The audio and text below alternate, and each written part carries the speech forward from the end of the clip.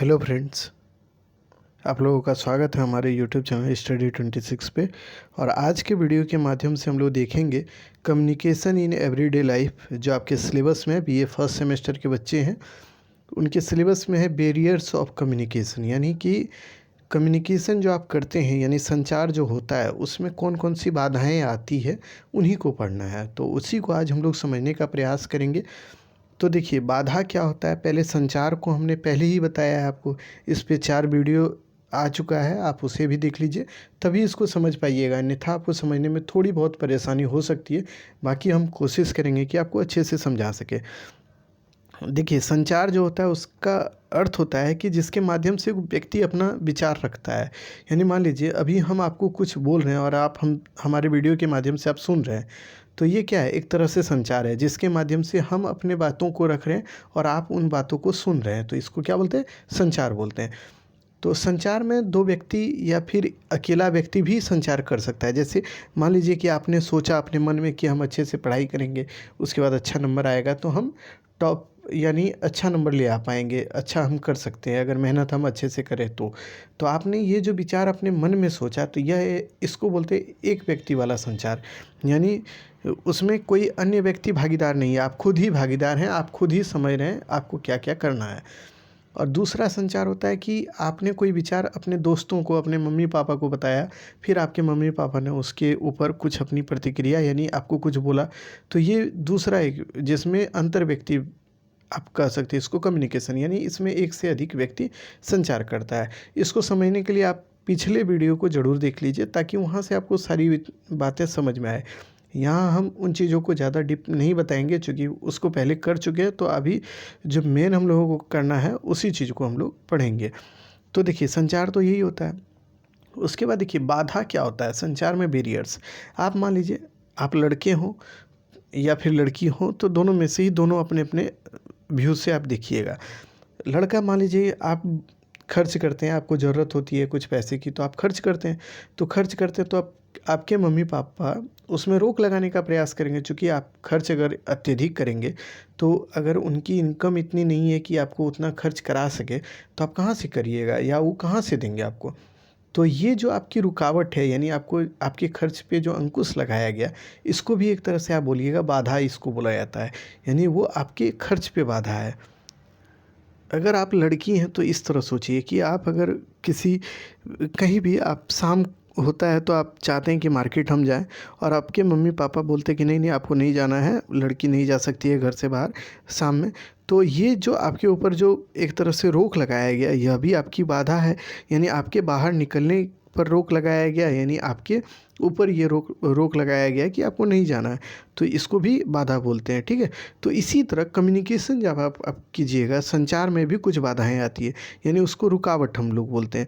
तो संचार में आखिर कौन कौन सी रुकावट आती है, तो उन्हीं चीज़ों को देखेंगे। जब इस तरह के प्रश्न आपको पूछेंगे ना, बैरियर्स ऑफ कम्युनिकेशन, तो उसमें आपसे ये प्रश्न बनेगा कि संचार में आने वाली बाधाओं के बारे में लिखिए। तो उसमें आप जो लिखिएगा उसका इंट्रोडक्शन लिखिएगा, जो कि अभी आपको हम बता रहे हैं। ये इंट्रोडक्शन का पार्ट है जो कि आपके स्क्रीन पे दिख रहा होगा। संचार प्रक्रिया में बाधा या रुकावट एक प्रकार का अवरोध है। अवरोध मतलब होता है कि वो जो कि उस चीज़ को पूरा नहीं करने देता। अवरोध मतलब रुकावट इसको बोलते हैं। ठीक है, सीधा मतलब यही समझिए।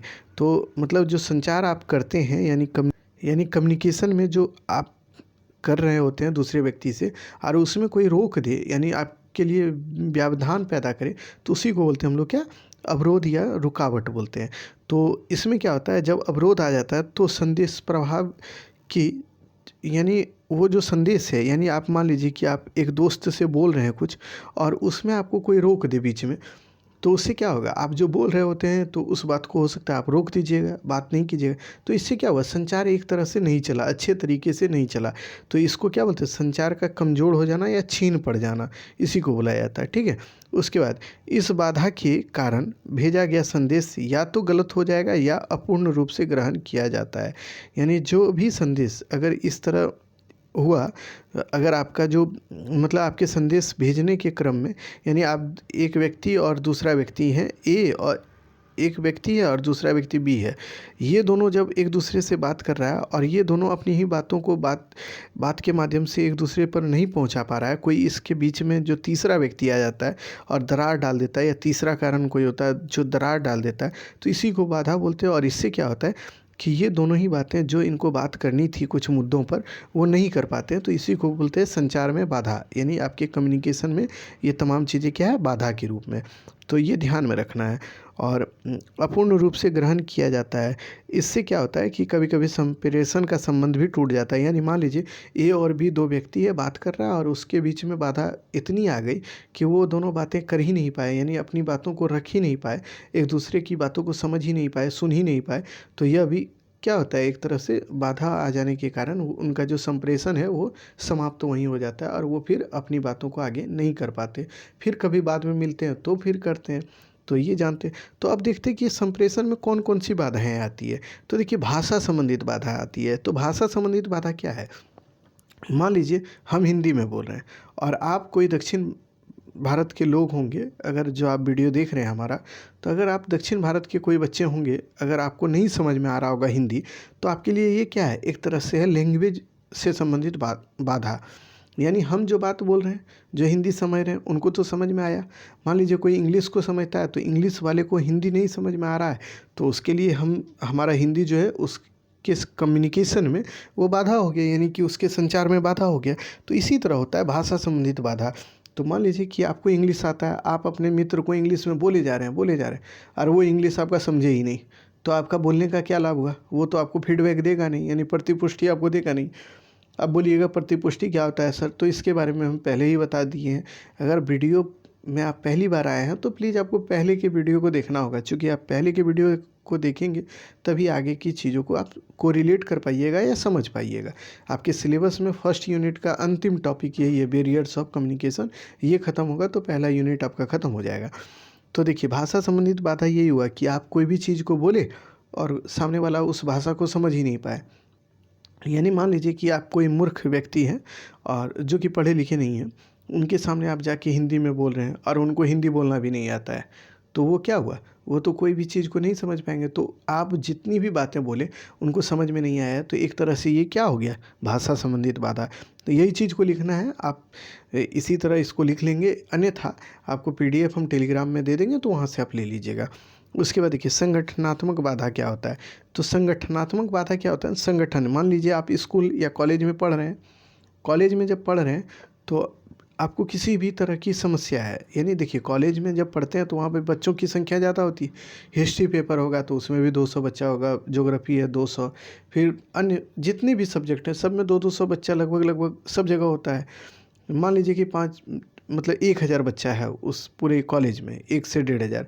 मान लीजिए उस संगठन में आपको कोई दिक्कत हुआ, मतलब कॉलेज में आपको कोई समस्या हुआ और आप किसी को बताना चाहते हैं, यानी प्रिंसिपल को, HOD को, कोई भी जो आपके विभाग के हेड हैं उनको बताना चाहते हैं और आप बता नहीं पा रहे हैं, तो ये एक तरह से क्या हुआ, संगठन से संबंधित बाधा। यानी आप अपनी चीज़ों को उनके सामने नहीं रख पा रहे हैं, तो यह भी एक तरह से क्या है, बाधा है। यानी आपके कम्युनिकेशन के बीच एक तरह से वो बाधा के रूप में बैरियर का काम करता है। बैरियर्स का मतलब ही होता है बच्चों बाधा, यानी आपकी हर चीज़ों पे पाबंदी कोई लगा दे तो उसको क्या बोलते हैं, बैरियर्स बोलते हैं। ठीक है, तो इसको ध्यान में रखिएगा।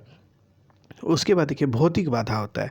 तो भौतिक बाधा क्या है, मान लीजिए हम अभी आपसे बात कर रहे हैं और आप मोबाइल में देख रहे होंगे, आप सुन रहे होंगे हमारे वीडियो को, तो आप सुन रहे हैं और इसी में आपके अगल बगल में पूरा आवाज़ होना शुरू हो जाए, यानी बहुत ज़्यादा ज़ोर ज़ोर से आवाज़ हो, तो आप हमारी चीज़ों को सुन नहीं पाइएगा।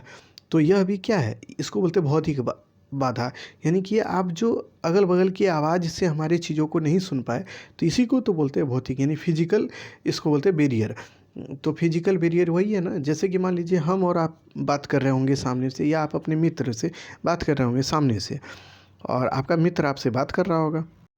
जब आप दो मित्र बात कर रहे होंगे और आपके सामने क्या होता है कि कभी कभी एकाएक बहुत ज़ोर से अगल बगल में आवाज़ आने लगे, तो आप दोनों एक दूसरे की बातों को सुन ही नहीं पाए, या बोलें तो उनको भी समझ में नहीं आया और आप बोले तो आपके समझ में भी चीज़ें नहीं आए। यानी मान लीजिए कि DJ कहीं बजने लगे और आप दो दोस्त बात कर रहे थे और DJ बजने लगे, तो क्या होगा, आप ना तो अपने मित्र की बात को सुन पाइएगा, ना ही आपके मित्र आपकी बातें सुन पाएंगे।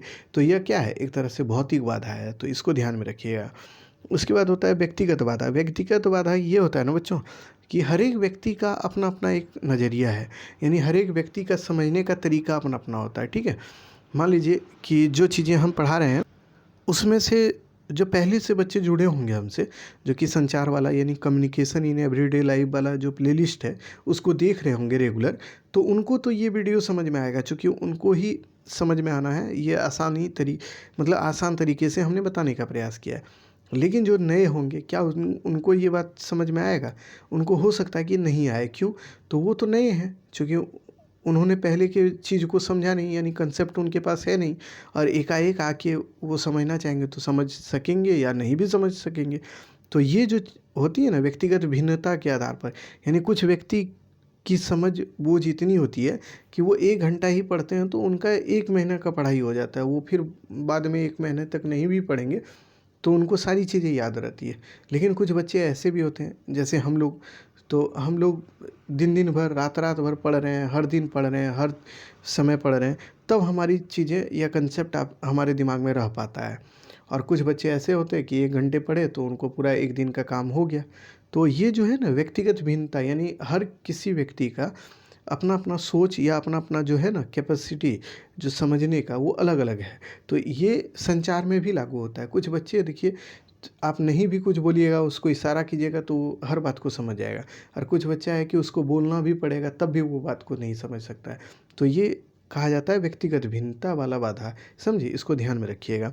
उसके बाद होता है भावनात्मक बाधा। तो देखिए, भावनात्मक बाधा क्या होता है? भाव मतलब आपके अंदर कुछ भाव होगा ना, प्रेम का, किसी से आप प्रेम करें तो वो प्रेम का भाव है। किसी से आप ईर्ष्या करें, यानी कि आप एक तरह से उससे जलते हो तो वो अलग भाव है, यानी कि वो ईर्ष्या वाला भाव है। तो हर एक इंसान में अपनी अपनी भावनात्मक चीज़ें होती है।